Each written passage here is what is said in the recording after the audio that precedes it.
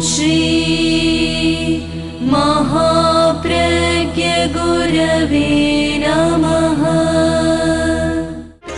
जिसके सांसों में रहता है शाश्वत शांति का स्पंदन, उस महाप्रज्ञ को वंदन, उस महाप्रज्ञ को वंदन।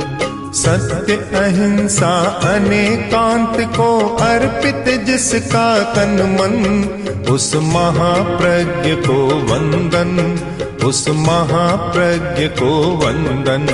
जिसके सांसों में रहता है शाश्वत शांति का स्पंदन, उस महाप्रज्ञ को वंदन, उस महाप्रज्ञ को वंदन।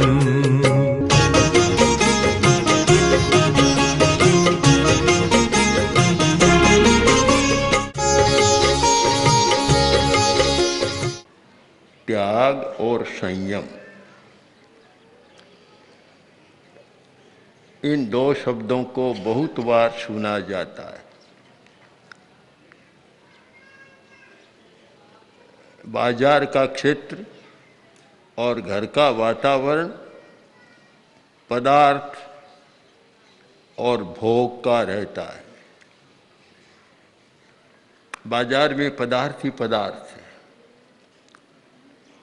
बड़े शहरों की दुकानों में भरमार है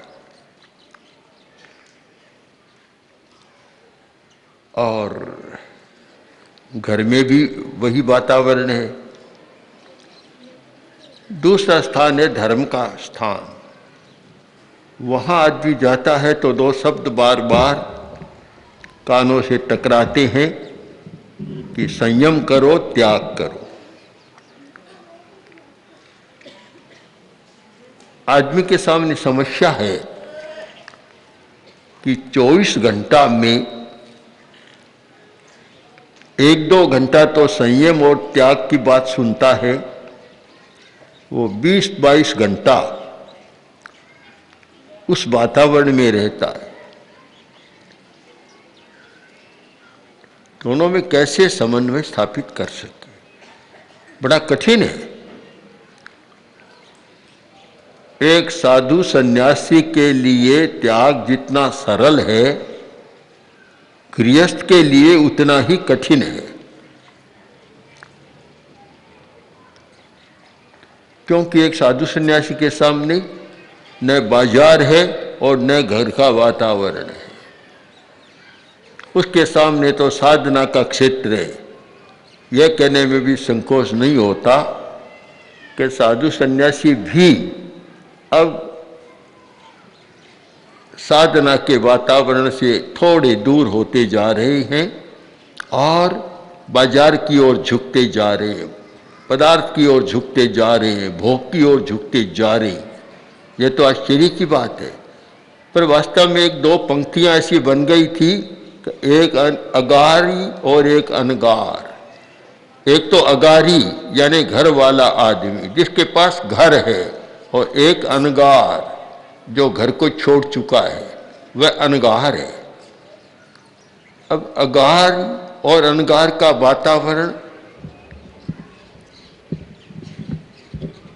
अलग प्रकार का होना चाहिए। जो वातावरण एक अगारी का है, अनगार का उससे भिन्न होना चाहिए, क्योंकि उसका कोई घर नहीं है, घर छोड़ चुका है। घर छोड़ चुका इसका मतलब वह सब कुछ छोड़ चुका है। रसोई छोड़ चुका है, संग्रह छोड़ चुका है, धन छोड़ चुका है, पदार्थ छोड़ चुका है, सब छोड़ चुका है। तो उसका एक वातावरण अलग प्रकार का होगा। और जो घर में रहता है उसका वातावरण एक अलग प्रकार का होगा। दोनों के वातावरण भिन्न भिन्न है।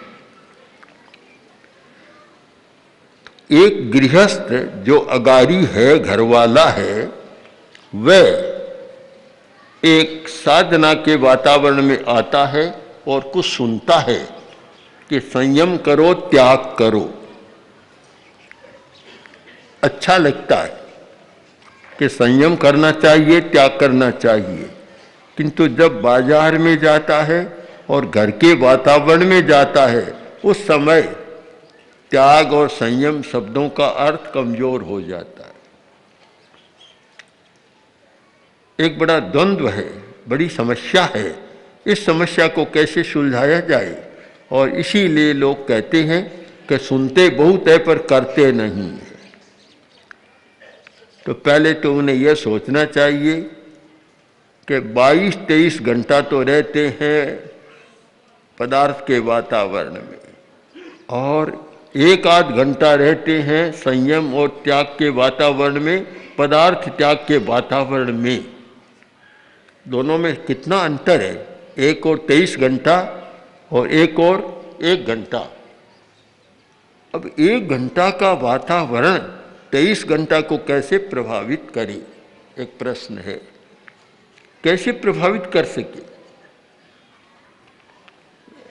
समय का मापन किया जाए तो उसके पास तो ढेर सारा समय है, और संयम और त्याग की बात के लिए बहुत थोड़ा स्वल्प समय है। तो फिर इतने थोड़े समय के वातावरण का दीर्घकालीन समय के वातावरण पर कैसे प्रभाव हो? जो लोग कहते हैं कि धर्म का कोई प्रभाव नहीं हो रहा है, ये तर्क तो है, चिंतन तो है, पर इसका प्रतितर्क यह है कि प्रभाव के लिए तो कुछ और चाहिए। जो 24 घंटा का वातावरण घर का है और उसमें कोई 150 घंटा का वातावरण दूसरा मिले, तब कोई परिवर्तन की बात सोची जा सकती है। अन्यथा कैसे हो? तो क्या फिर हम और कुछ सुने?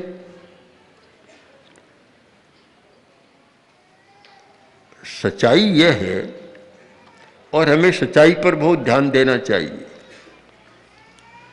कि धर्म के वातावरण में भी अगर रागात्मक बात आती है तो ज़्यादा प्रिय लगती है, और कोरे संयम की त्याग की बात आती है तो जरा रूखी रूखी सी लगती है। काश तो मज़ा नहीं आया सुनने, रूखी बात लगती है, चिकनी चुपड़ी नहीं लगती। आदमी को आदत है चिकनी चुपड़ी बात की। रागात्मक हो। धर्म के क्षेत्र में भी बहुत सारी रागात्मक प्रवृत्तियां चलती है। शायद इसीलिए बौद्ध साधना में गाना भी वर्जित है, निषिद्ध है। कोई गीत नहीं गा सकता, उनमें यह वर्जित है। यद्यपि जैन आचार्यों ने इसे स्वीकार नहीं किया और नए वैष्णव आचार्यों ने इसको मान्यता दी, वहाँ तो बहुत चलता है। पर एक बात पर तो हम अवश्य विचार करें कि कुछ क्षण, कुछ समय ऐसा होना चाहिए जहाँ हम केवल वैराग्य में रहें, रागात्मक प्रवृत्ति न हो, राग को बढ़ाने वाली, प्रियता को बढ़ाने वाली बात न हो। एक दिन में तो परिवर्तन संभव नहीं है, और अल्प समय बहुत समय को कैसे प्रभावित करे यह भी विमर्शनीय विषय है। तो हमारे सामने एक कोण सोचने का और है, और वह यह है कि बूंद बूंद से घड़ा भरता है, बूंद बूंद से आंगन गीला हो जाता है, और बूंद बूंद से धार बन जाती है। निरंतर बूंद पड़ती रहे तो धार बन जाती है। इस युक्ति को हमें काम में लेना चाहिए कि वैराग्य की एक एक बूंद भी रोज मिल जाए और मन को छू जाए तो हो सकता है कि एक दिन वह घड़ा भर जाए, एक दिन जो भीतर का आंगन भीग जाए और हो सकता है कि एक दिन वह धार भी बन जाए। हम लोग ध्यान करते हैं और उससे पहले धारणा भी करते हैं। अष्टांग योग में पहले धारणा, फिर ध्यान और फिर समाधि, एक क्रम चलता है। धारणा करते हैं और उसको हम ऐसा मान लें कि बस एक एक बूंद गिर रही है, अभी धार नहीं बनी है। ध्यान को हम माने कि वह धार बन गई, प्रत्येक तानता, प्रत्यय की एक तानता हो गई, धार बन गई। अब धार बनती है तब उसका प्रवाह हो जाता है, दूर तक वह चला जाता है। तो हम संयम की बात, त्याग की बात को धारणा बना ले। एक एक बूंद से कुछ दिन सुनते रहे, समझते रहे, जानते रहे। ऐसा एक एक बूंद है ये सारी, और ये बूंदें एक दिन धार बन जाए तो मन को भिगो देगी। असंयम जीवन के लिए अच्छा नहीं है। प्रिय तो लग रहा है पर अच्छा नहीं है। अच्छा नहीं है ये भावना जागी, इसका मतलब उसमें श्रेय की भावना जाग गई। उपनिषद में दो बड़े अच्छे शब्द मिलते हैं, प्रेय और श्रेय।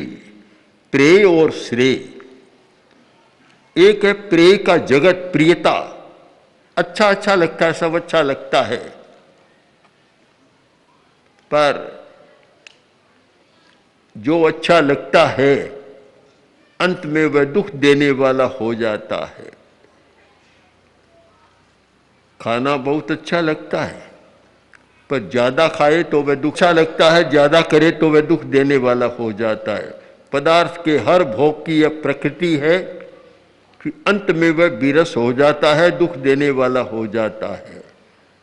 तब फिर एक खोज हुई कि जो अंत में दुख दे उसको हम अंतिम नहीं मान सकते, उससे आगे कुछ होना चाहिए जो दुख न दे। तब फिर श्रेय की खोज। श्रेय यानी प्रिय तो नहीं लगता पर इसमें हमारा कल्याण है, कल्याण है इसमें। तर्कशास्त्र में एक उदाहरण दिया जाता है, कटुकौषध पान न्याय न। कटुकौषध पान न्याय, कड़वी दवा लेना अच्छा तो नहीं लगता पर हितकर है, श्रेय है, अंत में श्रेय है, हमारा भला है अंत में, अभी चाहे नहीं लगता। तो ये विवेक करना प्रेय और श्रेय का, यह है संयम और त्याग को विकसित करने का साधन है। इसके द्वारा यह विकसित हो सकता है प्रेय और श्रेय। जब तक आदमी प्रेय और श्रेय का विवेक नहीं करता तब तक वह सुखी नहीं बन सकता। मैं मानता हूं कि प्रेय भी आदमी एकदम छोड़ नहीं सकता, क्योंकि शरीर की रचना ही ऐसी है, जैविक प्रक्रिया ही ऐसी है कि प्रेय को एकदम वह छोड़ नहीं सकता। प्रेय के प्रति हमारा दृष्टिकोण कब बनता है कि प्रेय के जगत में जब दुखद स्थितियां बनती है, जब कष्ट का अनुभव होता है और एक ऊब आती है, आदमी परेशान हो जाता है, तनाव आता है, तब सोचता है कि अच्छा नहीं है। उस अनुभूति में से फिर श्रेय की भावना जागती है कि कोई ऐसा रास्ता खोजना चाहिए जो परिणाम में भी दुख न दे, जिसका परिणाम भी अच्छा हो। भारतीय चिंतन में दो शब्दों का बहुत मूल्य रहा है, प्रवृत्ति और परिणाम। केवल प्रवृत्ति को मत देखो, परिणाम को देखो। उत्तराध्ययन का वह पद्य इतना सटीक है इस विषय में कि जय किंपाक फलाणम परिणामो न सुंदरो एवं भूतान भोगाणम परिणामो न सुंदरो। जैसे किंपाक का फल, कुचेले का फल होता है, वह लाल होता है, रंग लाल, बड़ा बढ़िया लगता है, खाए तो बड़ा स्वादिष्ट है, बहुत मीठा लगता है, और खा ले तो पहली तो दर्शन में सुंदर, फिर स्वाद में सुंदर, और फिर खा ले तो मौत में सुंदर, मृत्यु हो जाती है। जहरीला फल है। आश्चर्य तो है, जहरीला भी है, मीठा है, और अमृत का होता है, कड़वा होता है। प्रकृति की विचित्रता है, करेला बहुत कड़वा होता है पर अमृत माना जाता है। जिनके शुगर की बीमारी है उनके लिए तो वह अमृत माना जाता है, और भी बीमारियों में अच्छा है।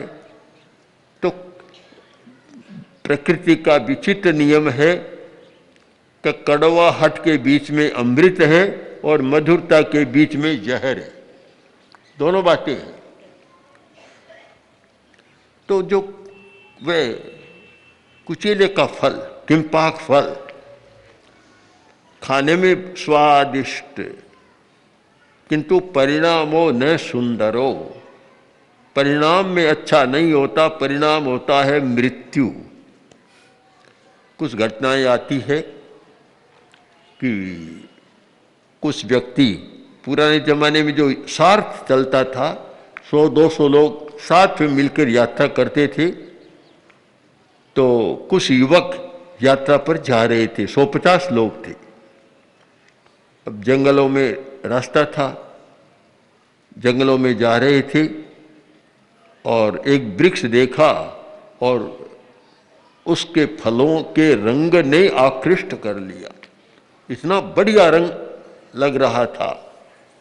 कुछ युवक झुके उधर कि हम फल खाएंगे, बड़ा अच्छा लग रहा है दिखने में, ये पता नहीं था किसका है। उनमें एक व्यक्ति था, उसका मन नहीं ललचाया। 5-10 युवक आगे बढ़े और फल तोड़ा, खाने की तैयारी की। उससे भी कहा लो तुम लो, बोला मैं तो नहीं खा सकता। कारण कि मैंने संयम कर रखा है, मेरा त्याग है, संयम है कि अनजाना ही कोई वस्तु नहीं खाना। मैं इसको जानता ही नहीं, अनजाना है, अनजाना में खा नहीं सकता। संयम का एक अंश भी कितना लाभदायी होता है। संयम कर लिया, यानी संयम कोई पूरा संयम एक साथ नहीं होता, एक एक कदम आगे बढ़ते चले जाएं। एक बात का संयम किया, फिर दूसरी बात का संयम किया, तीसरी का किया। आज नमक नहीं खाऊंगा, संयम हो गया। आज चीनी नहीं खाऊंगा, संयम हो गया। आज कोई भी बिगड़ नहीं खाऊंगा, संयम हो गया। एक एक कदम आगे संयम का अभ्यास चले तो संयम परिपक्व होता है। तो उसका भी यह संयम था। उसने कहा मैं नहीं खा सकता, मैं नहीं खा सकता। क्यों? कि मैंने यह संयम किया है कि मैं अनजानी वस्तु कभी नहीं खाऊंगा। मैं इस फल को जानता नहीं, मैं नहीं खा सकता।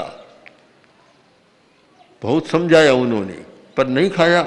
तब एक युवक बोला कि जिद्दी आदमी है, छोड़ो इसको, क्यों इसके पीछे हम भागते हैं, हम खा लें, या नहीं खाएगा तो मरेगा, भूखा मरेगा।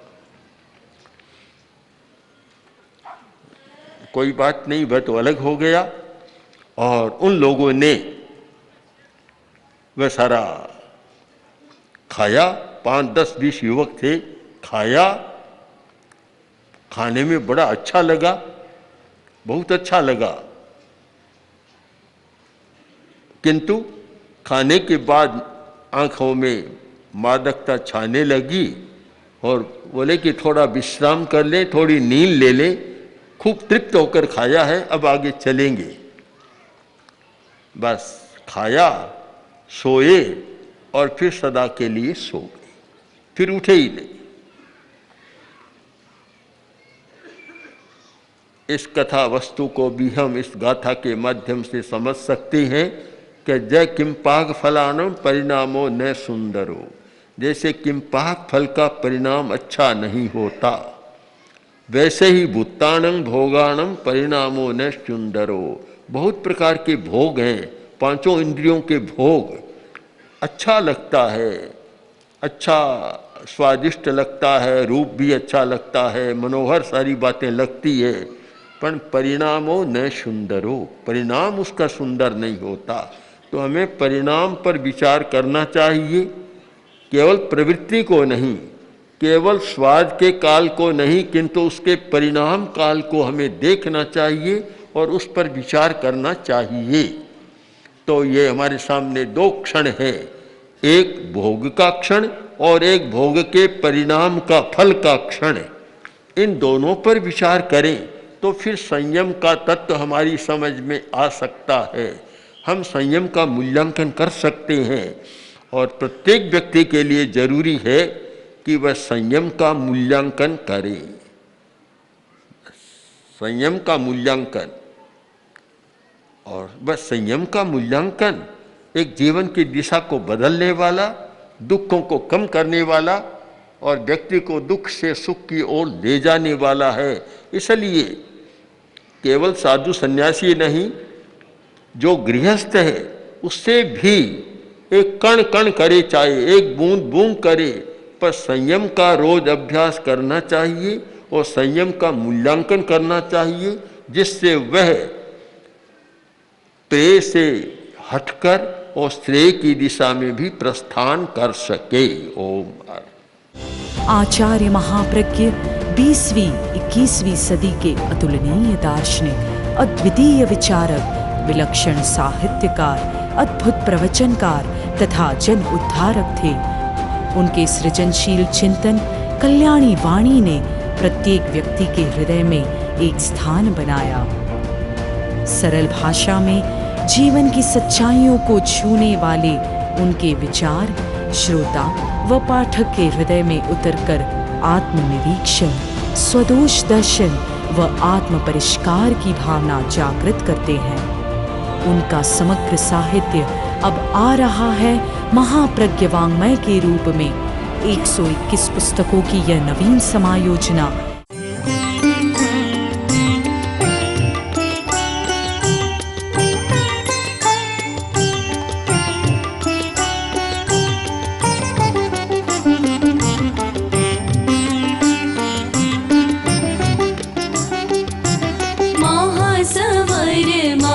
प्रज्ञ गुरुवर अर्घ्य आस्था काय चढ़ाए, अमल ध्यानी विशद ज्ञानी, अमर है तेरी ऋचाए। महासमर महाप्रज्ञ गुरुवर अर्घ्य आस्था काय चढ़ाए।